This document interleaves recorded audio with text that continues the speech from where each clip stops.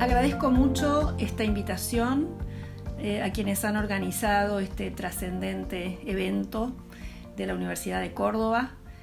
Por supuesto que a las autoridades de la Facultad de Psicología, decana, vicedecano, en particular a Flavia Galaverna y al equipo de la Secretaría de Ciencia y Técnica de la Facultad.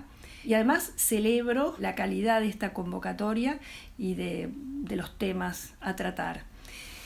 En mi caso voy a hablar de los temas de desmanicomialización, legislación y pandemia, por considerar que están articulados entre sí por un denominador común, que son los derechos, la protección de los derechos, además de las condiciones de tratamiento de las personas con padecimientos mentales. Ustedes saben que la legislación de salud mental vigente es una legislación de salud mental y derechos, y por eso establece este sistema de la desmanicomialización, porque a su vez es un sistema basado en los derechos y en la inclusión social entre los principales derechos, y también basado en una modalidad de abordaje comunitaria, porque también sabemos que el modelo comunitario de atención es aquel modelo o modalidad de abordaje basado en la evidencia que tiene la más alta eficacia clínica y social para responder a los problemas de salud mental. Y que en regiones de similar configuración socioeconómica produce una progresión de los indicadores de salud mental. Esto significa que estos índices acerca de cómo evoluciona la salud mental en un país, en una región, son altamente desfavorables para el área de salud mental, y que por eso es considerada crítica, no solo en el país, en el mundo, ¿no? Ustedes saben que vamos con un atraso en la evolución de nuestra disciplina, de nuestros sistemas de salud mental, fundamentalmente a expensas de estos indicadores que voy a nombrar, como para que, los investiguen, los revean, los piensen en sus regiones, porque realmente esto es lo que tenemos que revertir y construir indicadores favorables en el área. Ustedes saben que tenemos una muy baja accesibilidad a la atención. Esto se vincula con que aproximadamente un 70-80% de personas con padecimientos severos de su salud mental no han tenido un tratamiento efectivo en el último año de su padecimiento. Por ejemplo, que la carga de enfermedad es muy alta en salud mental, y sobre todo sostenida a expensas de los propios usuarios y sus familias. La carga de enfermedad es un indicador que está vinculado a los años de vida vividos con discapacidad. Que las vulneraciones de otro indicador desfavorable, las vulneraciones de derecho, las restricciones, los tratamientos restrictivos son muy altos en el sector, en particular de personas institucionalizadas, pero en general con personas con padecimiento. Y otro indicador desfavorable es la existencia de fenómenos como el estigma y la discriminación, que se pueden traducir estos indicadores por la alta exclusión social. En otras palabras, personas que no viven, que tienen un padecimiento y que viven aisladas de sus comunidades, que viven institucionalizadas.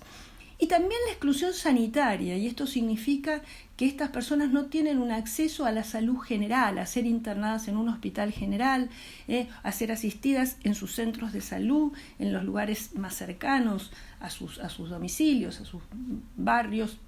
Y esto habla de la discriminación que pesa no solo sobre las personas con padecimiento mental, sino con el área que de alguna manera no puede proveer acceso a sus lugares sanitarios generales, ¿no? Entonces, fíjense que estos indicadores, estos principales problemas, son realmente una llamada de atención y un motivo por el cual se propone el cambio de sistemas, las transformaciones de sistemas, se propone en las leyes, las legislaciones y toda la documentación de salud mental y derechos existente, que es muy vasta.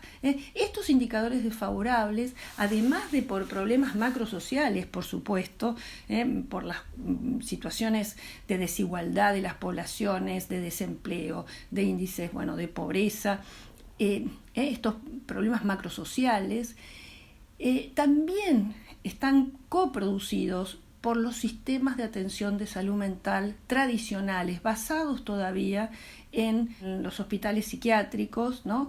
O los sistemas asilares, como habitualmente, o manicomiales, como habitualmente uno llama en decir, que han concentrado la atención, las camas, los recursos humanos y presupuestarios en los hospitales psiquiátricos. Y por eso la legislación vigente, en su artículo 27, habla de la sustitución, ¿no?, de los hospitales por otros sistemas, por redes de servicios comunitarios, con lo cual hablar de desmanicomialización o desinstitucionalización, que son equivalentes, es hablar de superar el hospital psiquiátrico por este sistema que permita resolver estos indicadores mencionados, desfavorables. Y cuando a veces se habla, pero el hospital psiquiátrico es todo en salud mental, o sea, es el centro del problema.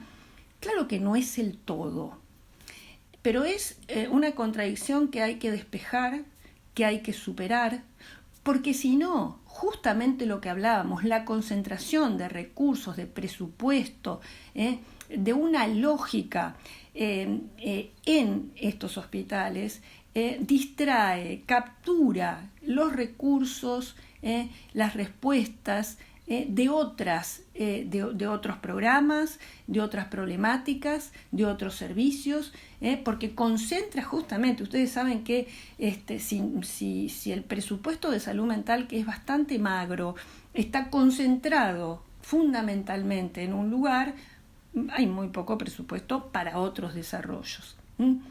Sabemos que no podemos contar con dos presupuestos para dos modelos diferentes, uno hospitalocéntrico, asilar, de institucionalización, y otro de comunidad, de desarrollo de servicios generales, etcétera, porque apenas alcanza los presupuestos con los que contamos para salud mental, aún están por debajo de lo que se establece como estándar, lo que establece la ley de salud mental y en general los estándares internacionales. Entonces, si ese presupuesto lo concentramos en un lugar con poca respuesta, con poca eficacia, como podemos presumir que los hospitales psiquiátricos históricamente han sido cuestionados por su poca eficacia clínica y terapéutica, y además por todos los fenómenos adicionales justamente vinculados a hospitalismo y vinculados a exclusión, lo que decíamos, exclusión de las personas.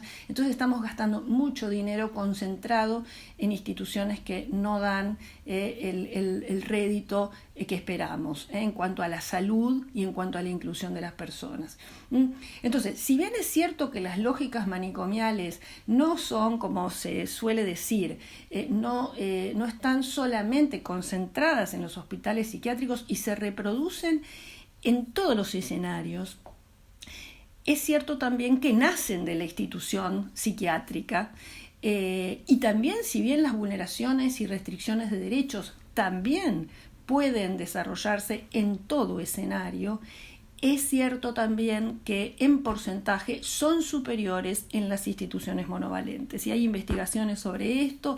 Suecia, Chile, hay varias investigaciones de observatorios de derechos en donde hay mediciones comparativas entre las vulneraciones en hospitales generales, en internaciones de hospitales generales y en internaciones de hospitales psiquiátricos. Y no estoy hablando en términos absolutos, ¿no?, sino relativos. Entonces, en porcentaje, ¿no? El porcentaje es superior en las instituciones psiquiátricas. Por todos estos motivos, fíjense, los indicadores que acabamos de mencionar, existe esta demanda de superación del hospital psiquiátrico, ¿no? Y por todo esto dicho, la desmanicomialización es un imperativo ético, además de una exigencia legal, tanto por la ley nacional y, como decía antes, por la vasta plataforma de salud mental y derechos, de documentos de salud mental y derechos humanos con los cuales contamos. Desde la Declaración de Caracas, para poner un punto, ¿no? 30 años se han cumplido en estos meses. La Convención para los Derechos de las Personas con Discapacidad, el Consenso de Panamá, que llama en la región a superar el hospital psiquiátrico, a sustituirlo, y la Argentina en el año 2010, en octubre, ha firmado este acuerdo de países para esta superación, así que esto de alguna manera la compromete en esta aprobación de este documento. Así que, bueno, son muchos, ¿no? Los imperativos por los cuales llama a cumplimentar esta transformación de sistema, no de hospital, de institución, sino de sistema. Pero además de todos estos motivos éticos y legales y sanitarios que mencionábamos, en esta época, a partir de la situación de pandemia, del contexto de pandemia, se ha actualizado también la necesidad de establecer sistemas de desmanicomelización o desinstitucionalización. Se ha llamado a desinstitucionalizar. Justamente todas las recomendaciones de los colectivos de familiares y usuarios, de asociaciones internacionales, mundiales de asociaciones de familiares y usuarios, así como organizaciones de derechos, de salud, gobiernos, organismos de control, instan a la desinstitucionalización. Y esto se debe a que las personas internadas son consideradas vulnerables por el alto riesgo que impone el confinamiento, debido a la propagación viral que podría incrementarse con el confinamiento, impidiendo el mayor factor de protección que es el distanciamiento social. Entonces, por ejemplo, hay una declaración conjunta de relatores de asociaciones de familiares y usuarios que hablan de la ONU, de la Organización de Naciones Unidas, que en declaración conjunta habla que los estados deben garantizar la seguridad e integridad de las personas institucionalizadas y desinstitucionalizar a las personas con discapacidad de todo tipo de instituciones, ya que la pandemia por COVID ha afectado a hogares de personas mayores, a hospitales psiquiátricos, a centros de detención, donde existen mayores riesgos para las personas con discapacidad que se encuentran aún en ellos. Y todos instan a asegurar las respuestas participativas e inclusivas de las personas con discapacidad y en un pie de igualdad con la población general. Todas las declaraciones hablan de desinstitucionalizar y de las respuestas participativas e inclusivas en un pie de igualdad. Y esto significa que las personas con discapacidad, en padecimientos mentales en este caso, deben ser parte de su destino, deben ser parte de las estrategias de atención, deben acceder en igualdad de condiciones a los sistemas de salud, y esto significa que deben acceder a un respirador, a plasma, a todos los cuidados necesarios en la pandemia, pero también tienen que acceder, porque si hablamos de en pie de igualdad, tienen que acceder a lo que la población general es su lugar, su situación de base, una casa, un trabajo, servicios, a vivir en la sociedad. Esto es pie de inclusión. O sea, además del acceso, la participación de los colectivos de discapacidad, también el acceso a vivir en comunidad y a todos estos derechos, casa, trabajo, inclusión. Esto es desmanicomelización, esto es a lo que insta la desmanicomelización. No solamente a una estabilización de los problemas, de los padecimientos mentales, sino a una persona incluida en sociedad. Y por eso en las pandemias, en los desastres, en las emergencias sanitarias, se insta a la desmanicomelización o desinstitucionalización, porque justamente se requieren sistemas de carácter público y comunitario en el sentido de la salud pública, de la salud como bien común, y con todas las características de lo que sería un sistema comunitario, o sea, equidad, igualdad, transformación de relaciones de poder, por supuesto, base en derechos humanos, entonces, e inclusión. Y además, justamente, que las personas accedan a servicios democráticos, que vayan hacia las personas, a los barrios, a las casas, que se garantice el acompañamiento humano, económico, para los que están en desventaja, que se potencien las capacidades de las personas y los grupos, que sean parte de todos los movimientos y el trabajo que se impone a una sociedad, también las personas usuarias y sus familiares. Entonces, este enfoque estratégico y de oportunidad, que es la desmanicomialización, justamente porque es un sistema basado en los derechos, solamente un sistema basado en los derechos, en estrategias de atención primaria, de abordaje territorial, es capaz de respuestas creativas, múltiples, extraordinarias, en un momento como este. Y para toda la población, pero en particular a las personas en mayor situación de vulnerabilidad.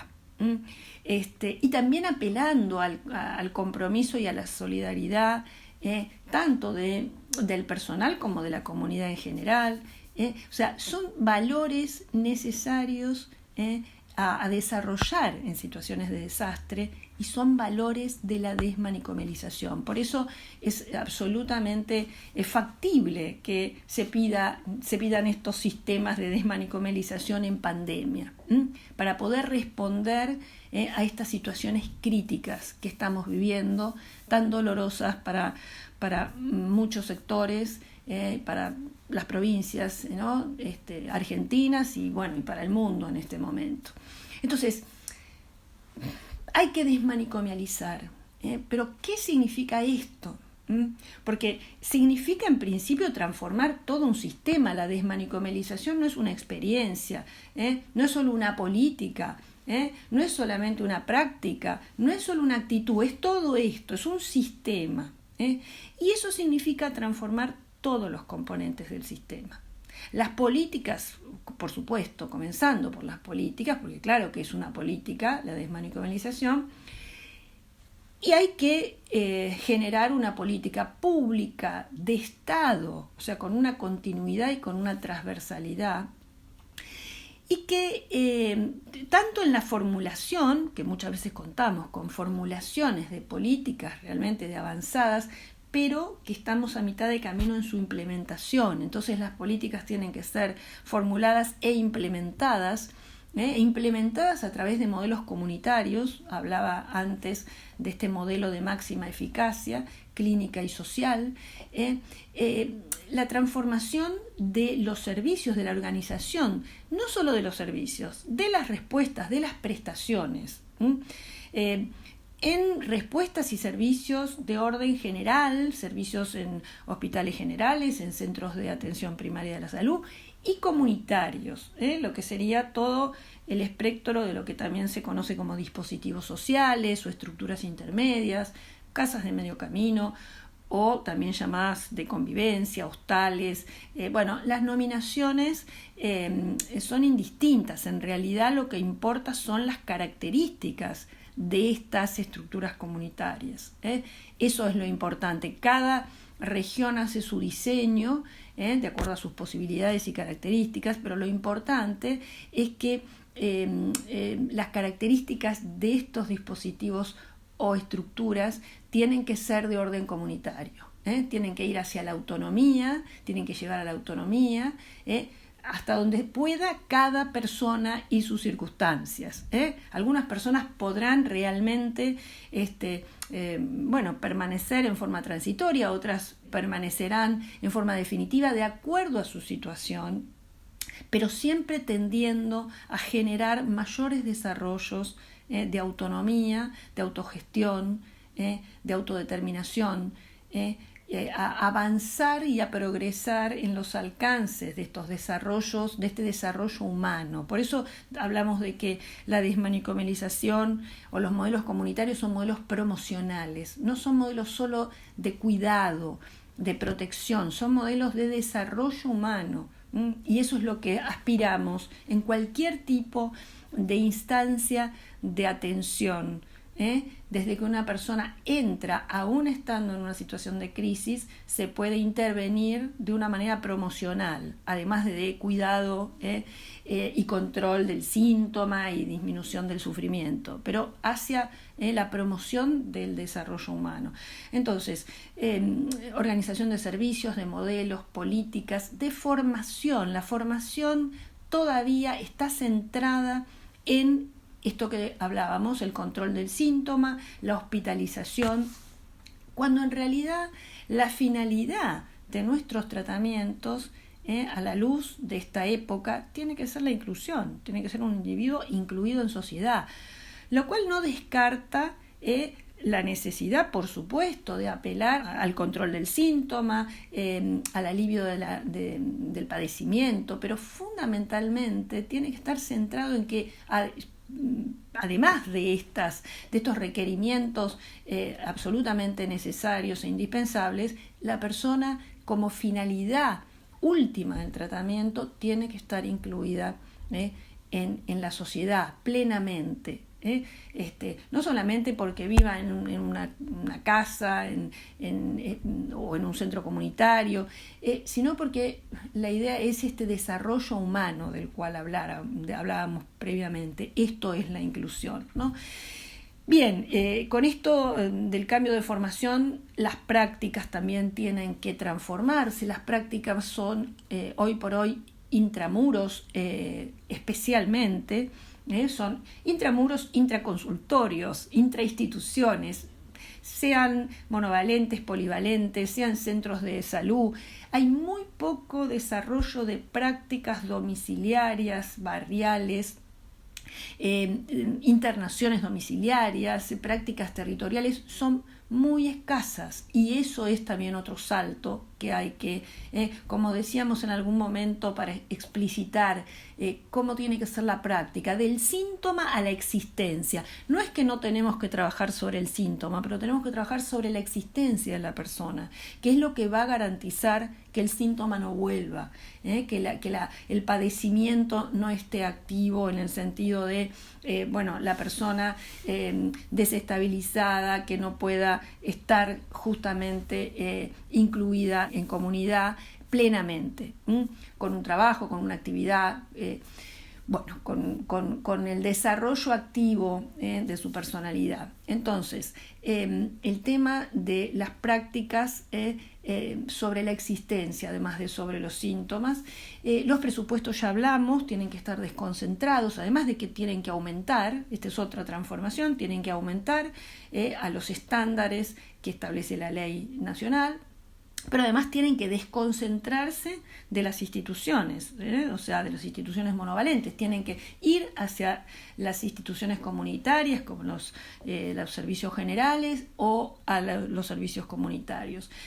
Luego, la legislación es otro componente de las transformaciones.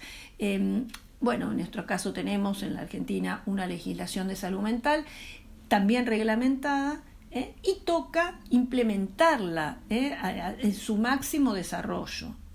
Ustedes saben que la implementación está en proceso, pero falta mucho. Entonces la legislación, aquellas regiones que no la tienen tendrán que sancionarlas o tendrán que reglamentarla si no está reglamentado, y si no tendrán que implementarla.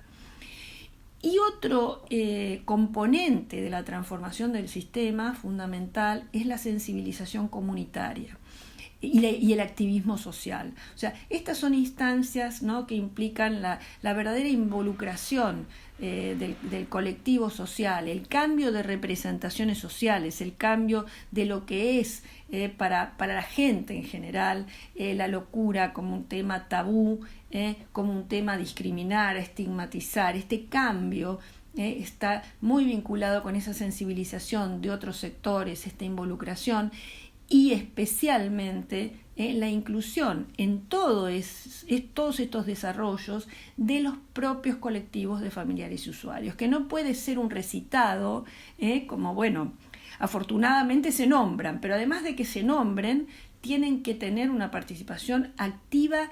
Y eso significa, 2 puntos, ¿qué es una participación activa? Porque eso también lo recitamos, pero en realidad tenemos que tener familiares y usuarios produciendo junto a nosotros políticas públicas, estando incluidos en organismos de control. Ustedes saben que nadie mejor que el que tiene un problema para identificar que sus derechos no son respetados, ¿no? Esto es muy fácil cuando una persona con una discapacidad locomotriz identifica que no hay una rampa para trasladarse. Bueno, de la misma manera, personas con padecimiento mental o que han cursado con un padecimiento o sus familias identifican restricciones o vulneraciones de derechos, más que la población que no ha atravesado esas problemáticas. Y además también en la producción, no solamente de las políticas, sino de la atención, o sea, tienen que ser parte de los servicios, no solamente como pares, que es una figura que también aparece, ¿no?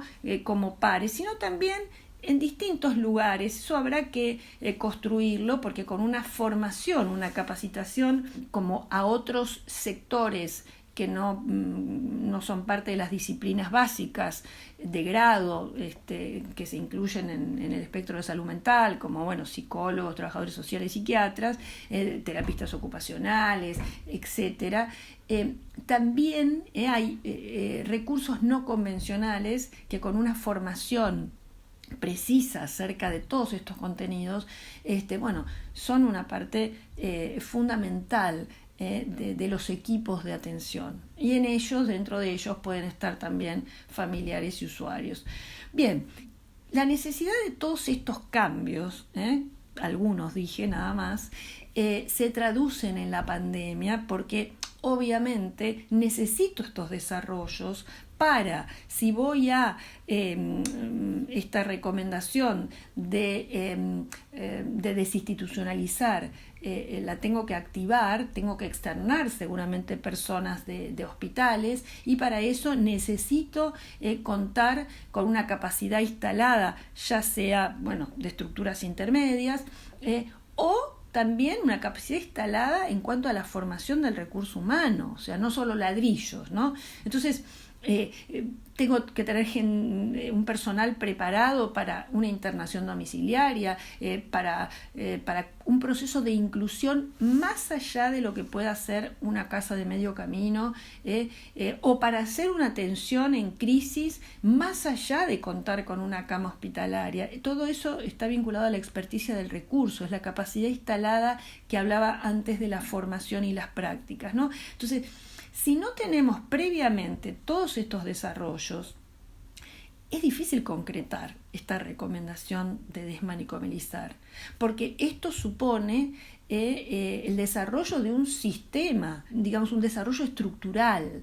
Entonces, cuando a veces se propone desinstitucionalizar por los riesgos de la pandemia, del encierro, ¿no? Por pandemia, es necesario que se interprete desmanicomilizar o desinstitucionalizar no como una dehospitalización, o sea, como algo coyuntural de un mero egreso hospitalario, de dar un alta, sino como este proceso de reconversión de todos estos componentes, porque si es solamente vaciar las instituciones, estos procesos no se van a sostener, y corremos el riesgo de que las personas sean, por eso digo, externadas, hacia sus casas para vivir su problema en solitario, hacia la calle. Muchas personas quedarán en calle o en cárceles. O sea, no podemos negar esta falta de respuestas previas, y entonces hay que disponer de las instituciones que tenemos y que justamente dotarlas de las máximas respuestas y trabajar con los mayores estándares de atención dentro de las instituciones que tenemos, con las que contamos. Entonces, y al tiempo, ir pensando cómo vamos a desarrollar estas respuestas superadoras vinculadas a los componentes de la desmanicomelización, ¿no? ¿Cómo concretar entonces esta propuesta de desmanicomalizar si no contamos con estos componentes previos de un sistema, tanto estructurales como humanos? Bueno, yo creo que hay que aprovechar este contexto en el que se desarrollan medidas extraordinarias, en el que realmente se está poniendo en discusión todos los sistemas sanitarios, porque justamente estamos viendo que no están dando las respuestas esperadas, que es necesario transformar muchos, y en el caso de la salud mental, seguramente muchos de los componentes del sistema. Entonces, esto de aprovechar para instituir nuevas medidas que están vinculadas a lo que es un proceso de desinstitucionalización o desmanicomelización. Yo voy a nombrar algunas medidas que están contenidas en la recomendación global de desmanicomelizar.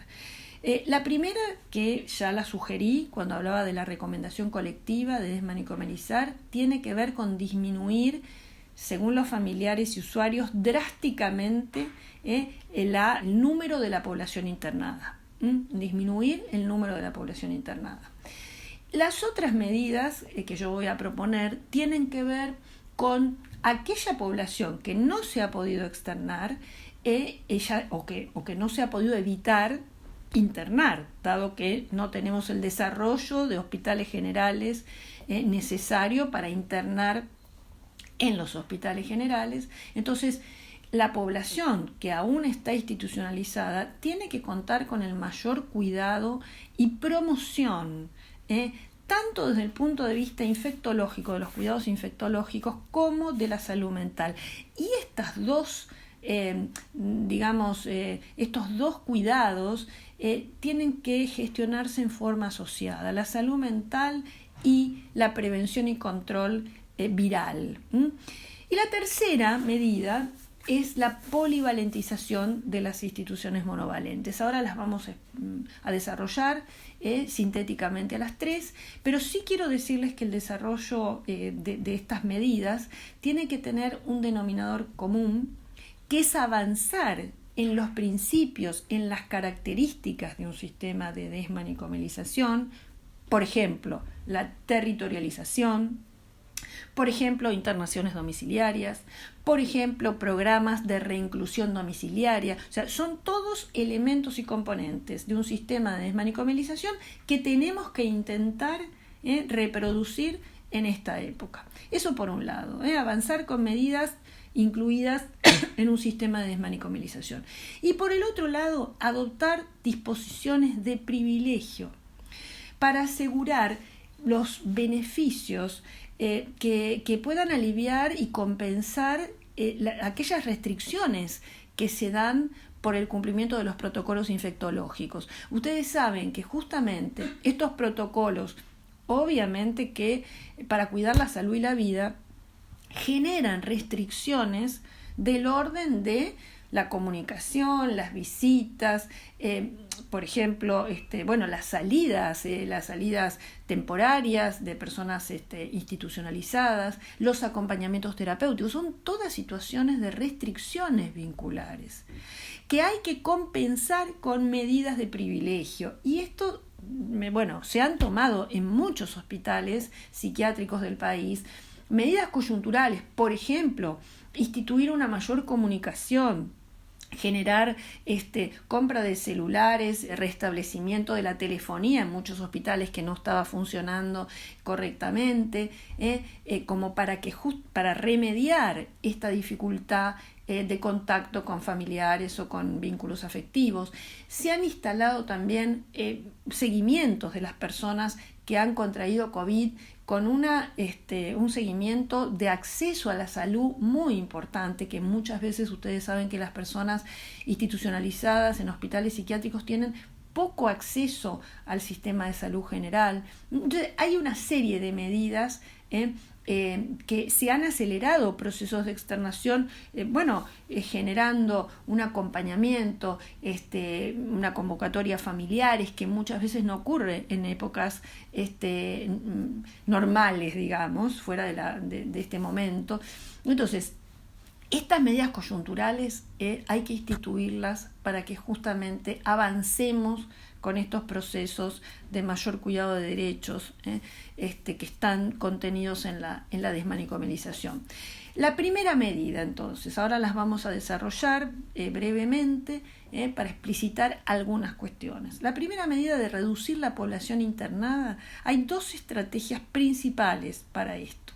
Una es el cierre o disminución de la admisión de los ingresos. Seguramente que el cierre es algo bastante lejano, porque si no ya estaríamos pisando un proceso de desmanicomalización cuando hay cierre de la admisión.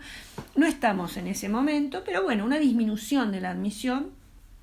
Y el otro factor para posibilitar la reducción de la población internada es el aumento de la externación. Para la primera, para la disminución de la admisión, otra vez es necesario una serie de cuestiones vinculadas a la capacidad instalada, y en este caso no solamente de ladrillos, porque uno podría decir, bueno, en un hospital general, no lo interno en la institución psiquiátrica, pero justamente los hospitales generales están muy tomados por el tema del COVID, están dedicados en gran parte a COVID, y entonces otra vez se restringe el ingreso de las personas con padecimiento mental en muchos, no digo en todos. Entonces, ahí tenemos un problema. Pero también la otra capacidad instalada, vuelvo, que no son solo ladrillos, tiene que ver con la experticia del recurso humano, por ejemplo, en la práctica de urgencias en forma ambulatoria, por ejemplo, en las internaciones domiciliarias o seguimientos domiciliarios, que hay muy poca experticia y tradición de estos desarrollos. Y después de todo lo que es las prácticas territoriales. Esto de que una persona que está en una localidad se traslada 2 horas o 3 a otra para ser asistida, verdaderamente en contexto de pandemia es una situación impensable. En lugares donde en muchas oportunidades están cerradas las fronteras, los traslados, y no sabemos cuánto puede esta situación permanecer, de restricciones de movilidad, de situaciones que además pueden ser recurrentes. Me refiero a estas cuestiones de los virus, de los contagios, etc. Entonces hay que prepararse para que cada localidad pueda abordar sus problemáticas. Eso es fundamental. Y esto es un precepto fundamental de la desmanicomalización. Es un desarrollo de servicios territoriales, la desmanicomalización. Cada localidad tiene su hospital general que asiste, su centro de salud, su casa de convivencia o casa de medio camino, su cooperativa de trabajo, y esa es la manera de poder dar una respuesta pertinente, una respuesta sanitaria según el área programática de cada localidad, porque obviamente que si una localidad tiene un equipo que pueda atender 40.000 habitantes y recibe 100.000, obviamente que esa respuesta va a ser insuficiente, va a ser insatisfactoria, de escasa calidad. Entonces hay que planificar desde un punto de vista sanitario un abordaje territorial. Eso es desmanicomalización. Entonces, fíjense cómo también las mega instituciones disminuyen de alguna manera las admisiones a partir también de que se territorialice la atención. Entonces no están recibiendo, más allá de su población de área programa, donde está sentada la institución, no están recibiendo de lugares lejanos zonas para hospitalizarse. Entonces, esta es una de las posibilidades. Esto se ha dado en muchos territorios en la Argentina. Se han producido estas cuestiones, por ejemplo, un hospital de comunidad que había cerrado su internación de niños, abrió finalmente una internación domiciliaria, porque de niños, niñas y adolescentes, porque no tenía su sala el suficiente resguardo para de alguna manera mantener un distanciamiento y un aislamiento de los nuevos ingresos, y entonces, cerró la internación, ¿no? A partir de que justamente, se puntualizó desde los organismos de control, órganos de revisión, se puntualizó esta situación, se cierra, el hospital decide cerrar la admisión. Y luego, reconsiderando y viendo que realmente era una medida que restringía el acceso a la salud, y que tercerizar esa prestación, haciendo convenios con otras instancias, realmente había dificultado mucho un buen abordaje. Entonces implementó una internación domiciliaria con mucho éxito hasta el momento. Esa es una situación que apareció en pandemia a partir de la situación dramática que se vivía. Fíjense que eso es enfoque de oportunidad. La desmanicomilización es un enfoque de oportunidad. Y en desastres, nuevamente, en emergencias sanitarias, hay que implementar enfoques de oportunidad.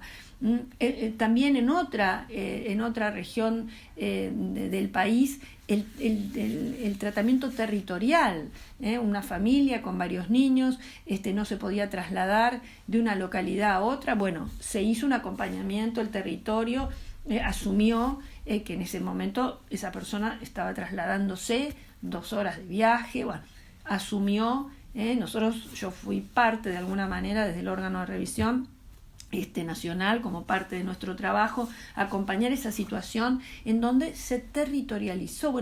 Eso que vale seguramente para dar respuesta a esa familia, a ese grupo de niños, en realidad se tiene que instituir como parte del sistema. Esa es la respuesta que hay que dar, es una respuesta de la desmanicomilización.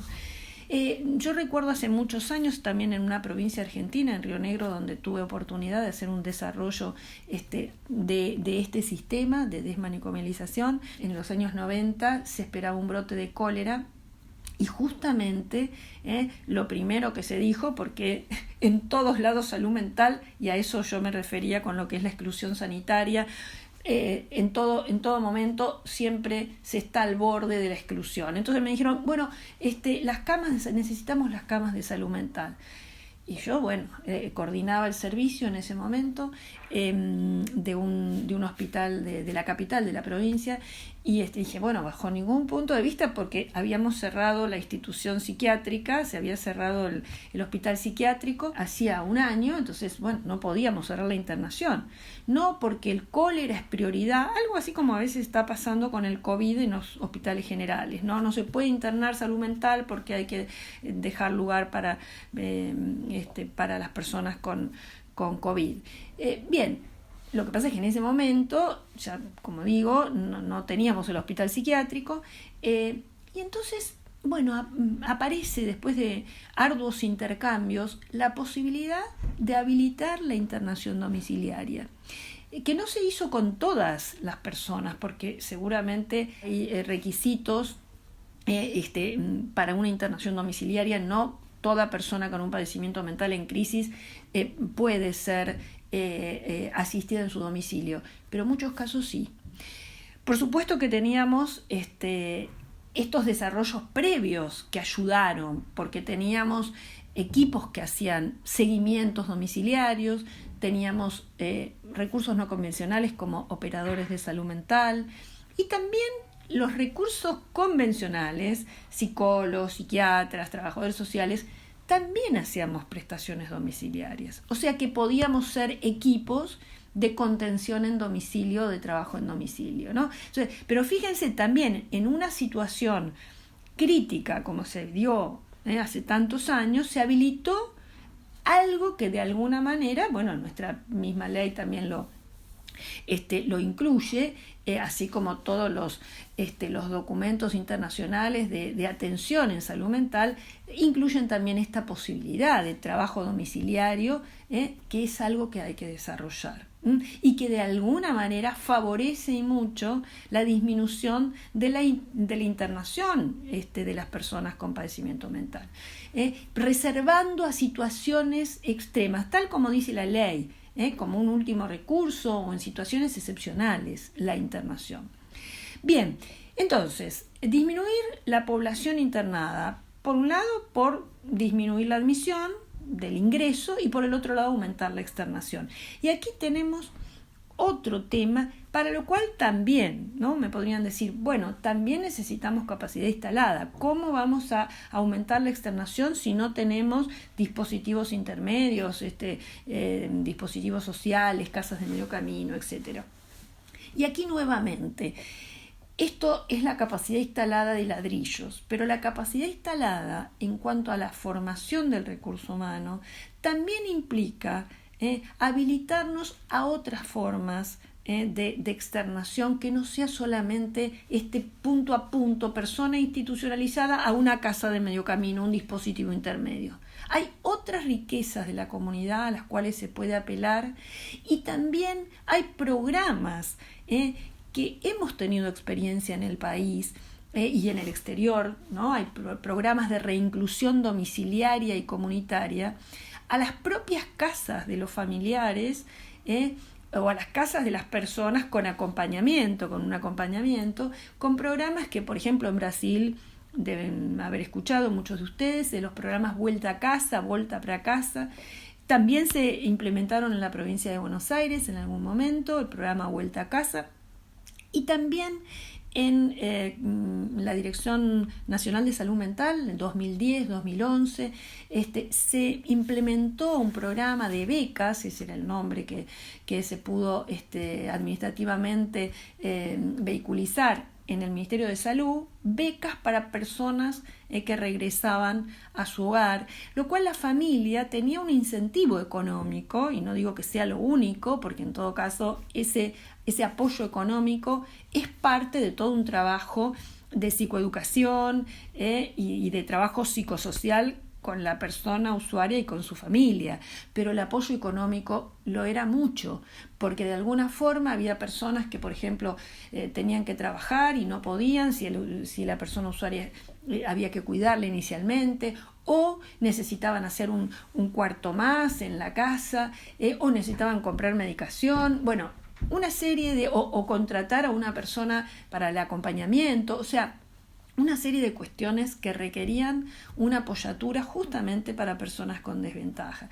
En estos momentos, cuando yo decía instituir medidas extraordinarias, donde hay a lo mejor de alguna manera como la provisión de apoyos económicos, el IFE u otro tipo de apoyo, o en el caso de salud mental, programas que ayuden a esta reinclusión comunitaria, es fundamental que se instituyan, que se instituyan a la población con padecimientos mentales.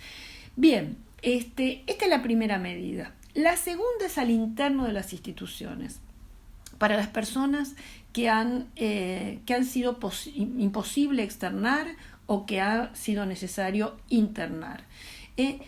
Bien, decíamos que un denominador común era acceder a medidas de beneficio que de alguna manera amortigüen estas restricciones que imponen los protocolos, porque verdaderamente esta es una situación muy preocupante de personas que estando institucionalizadas, o sea, viviendo en hospitales psiquiátricos, no pueden, se les cancelan sus permisos de salida, no pueden recibir visitas o tener acompañamientos. Esto es una situación de restricción de derechos, más allá de que esté justificado esta operatoria para prevenir una infección, o sea que es muy entendible por los protocolos, pero a la vez ahí tenemos una gran tensión que hay que ver cómo se salda, y no puede saldarse con un retroceso tan grande de los derechos de las personas internadas.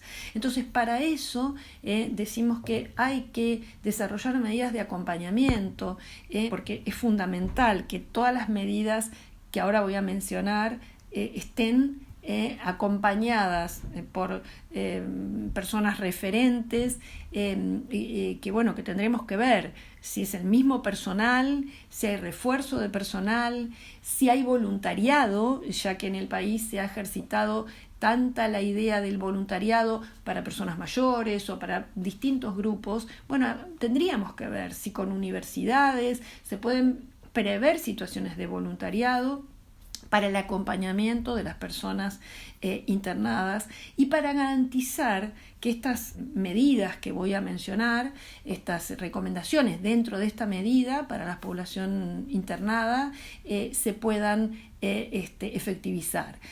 Una de las primeras cuestiones es que las personas tengan acceso a la comunicación.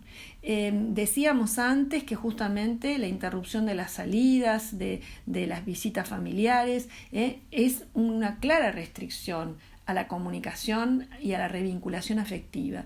Entonces, es fundamental, y acá los mecanismos de control, los organismos de control o de fiscalización, en cabeza de los órganos de revisión, en cabeza de los organismos de fiscalización de los ministerios de salud o de las mismas organizaciones de derechos no gubernamentales y de los familiares y usuarios, de las organizaciones de familiares y usuarios, puedan fiscalizar que las personas que están internadas estén comunicadas a través de métodos virtuales, como es la recomendación general, a través de las comunicaciones del mismo hospital, pero también con la propia telefonía, y acá también va un llamado de atención para lo que históricamente ha sido la interrupción de la comunicación de las personas institucionalizadas. Uno puede comprender que cuando tiene un problema de salud, se interna en un hospital general, tiene que estar una semana, le pidan el teléfono. Pero no se puede entender que una persona viva en un lugar y que no se pueda comunicar cuando su lugar de vida, su centro de vida es el hospital. Quizás, justamente por eso no es correcto que el centro de vida de una persona sea un hospital. Pero si lo es, tiene que poder comunicarse. Y cuando yo he consultado muchas veces, ¿hay normativas escritas que prohíben que una persona internada no disponga de un teléfono celular? No, escrito no. Es parte de los usos y costumbres en general. Puede ser que en el país la haya. En los lugares en donde yo investigué no las había. Esto creo que es algo que hay que revisar, ¿no? Entonces, inmediatamente, pero doctora, lo que pasa es que se hace mal uso. Esto está hablando de que esa persona no está suficientemente acompañada, no está suficientemente informada, no se ha podido trabajar este aspecto, porque seguramente que si una persona se trabaja que si se dispone de un celular, si la persona mantiene su telefonía, su celular, de alguna manera, esto significa hacer un buen uso de su celular, es muy difícil que no lo comprenda y que no esté a la altura de las circunstancias.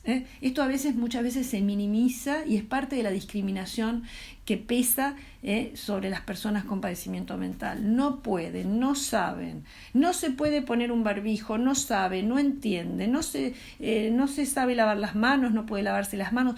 Esto habla muchas veces de la soledad y de la falta de estimulación con la que cuenta una persona internada, que ya de por sí se aparta de una serie de exigencias lógicas de la vida cotidiana, entonces necesita una estimulación como para que recupere esa exigencia social de estar a la altura de ciertas circunstancias. En este caso, por ejemplo, en los métodos de control de la infección y de aseo, que ese es otro control que tenemos que implementar en las instituciones, que las personas dispongan de todos los elementos de aseo y de control.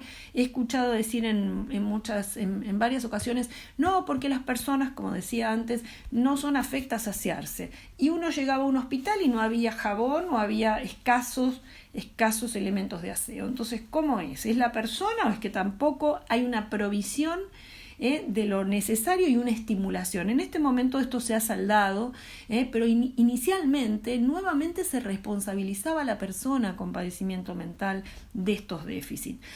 Cuestión que en general hacemos como parte de esta representación social de la locura que es incapaz, que es irrecuperable, peligrosa. Entonces nosotros decimos, no, la persona no va a la rehabilitación, a la actividad, porque es abúlica, porque, bueno, en realidad estamos nosotros para eso. Si es abúlica habrá que estimularla, porque por eso está internada, supuestamente. Entonces, fíjense cómo lo primero, o lo mismo con la adherencia a un tratamiento, siempre es por la persona, no es por los equipos que no hemos sabido llegar a la persona o estimular suficientemente a la persona.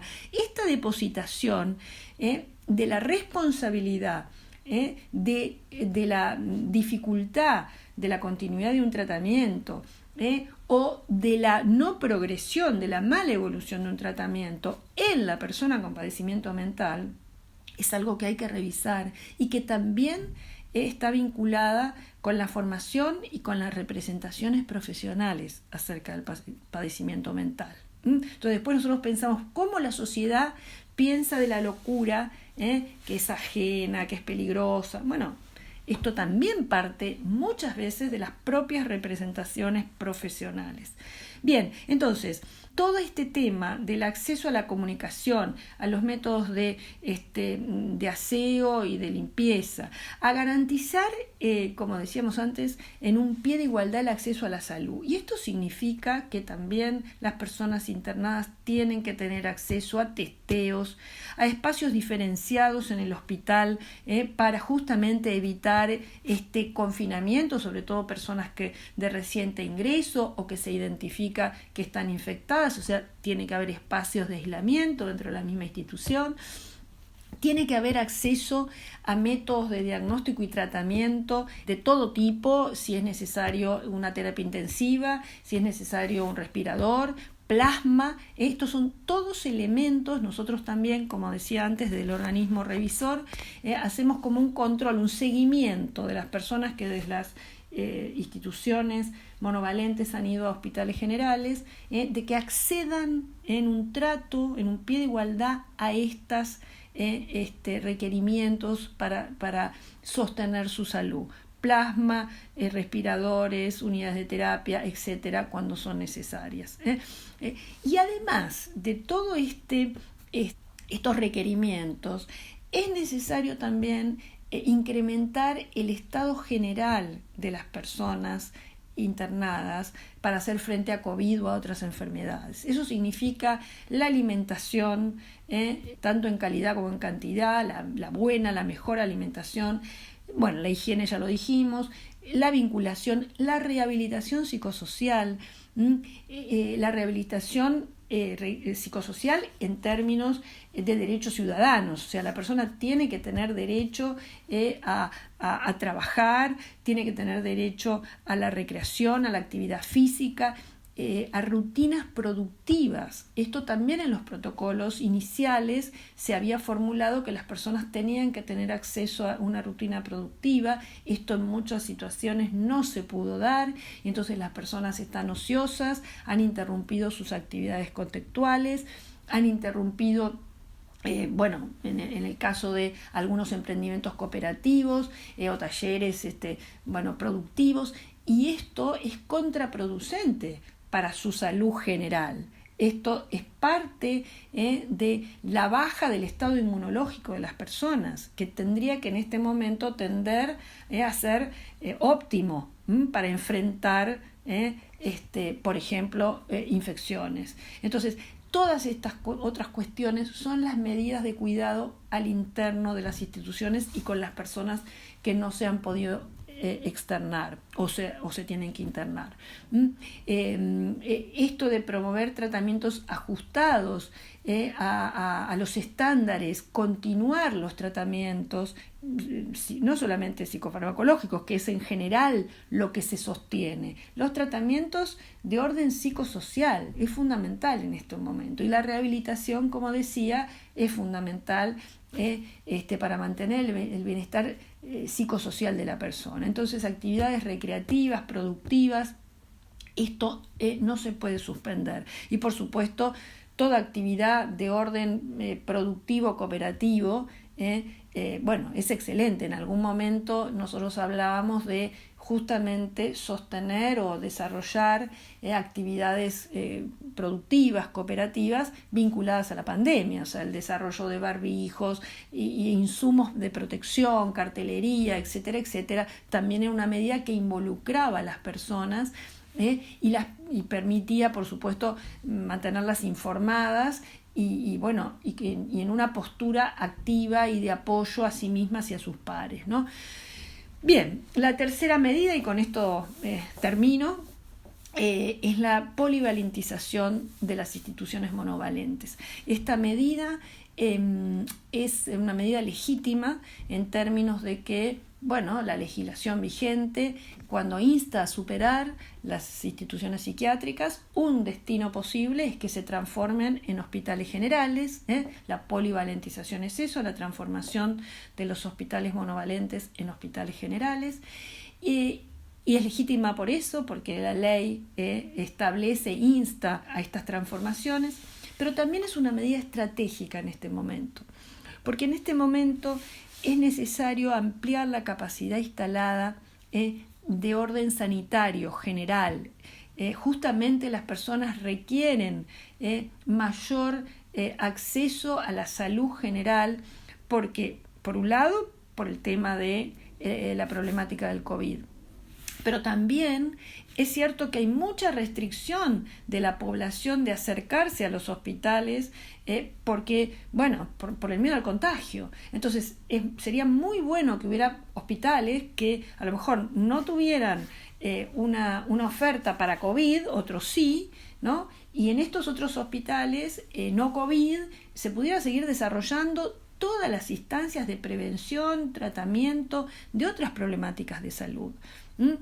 Ustedes saben que ha bajado muchísimo lo que es todas las consultas de prevención de cáncer, cuestiones que, en este momento no se traducen en aumento de problemáticas de salud, pero a largo plazo puede ser que sí. Entonces, es necesario aumentar la capacidad instalada sanitaria.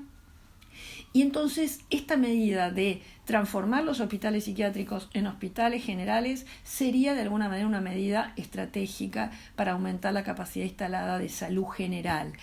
Y además también sería una oferta superadora para los propios pacientes con problemas de padecimiento mental que están en los hospitales psiquiátricos, que tendrían un acceso a la salud general mucho más directo, porque en realidad acá tenemos ese problema de un escaso acceso a la salud de las personas con problemáticas de salud mental. Es parte del estigma que esta disociación, las personas como si el padecimiento mental no implicara problemáticas de salud general, cuando en realidad tenemos muchos pacientes contagiados con COVID y que justamente sus problemáticas prevalentes, que son muy frecuentes en hospitales psiquiátricos, problemáticas, por ejemplo, de tabaquismo, hay un índice muy importante con las enfermedades sucedáneas. Esto es un factor de riesgo adicional y que, obviamente hace también a lo que es esta falta de acceso y de atención a la salud general, ¿no? La polivalentización lo que haría es el camino inverso para revertir esta histórica fragmentación mente-cuerpo, ¿no? Mente en el psiquiátrico, cuerpo en el general, ¿no? Entonces, creo que sería una medida, por eso digo, legítima y estratégica. Esta es una breve síntesis, aunque no parezca, de algunas cuestiones que quería expresar. Y pensaba que este contexto de pandemia, si bien por un lado realmente genera situaciones de retroceso, situaciones de alto sufrimiento, no solamente en las personas con padecimiento mental y su familia, sino en el personal asistente. Tenemos que pensar si a su vez no es una oportunidad. De hecho, por algo en pandemia la recomendación es desinstitucionalizar, y si de alguna manera no puede ser una oportunidad para los avances, que todo momento de sufrimiento social subyace transformaciones y avances de los sistemas, de los grupos y de los mismos individuos. Como la desmanicomalización es un enfoque estratégico y de oportunidad, yo pienso que tenemos que asumir la posibilidad de una oportunidad para los avances que nos requiere este momento. Bueno, les agradezco, muchas gracias y espero que este sea un encuentro muy fructífero para todos.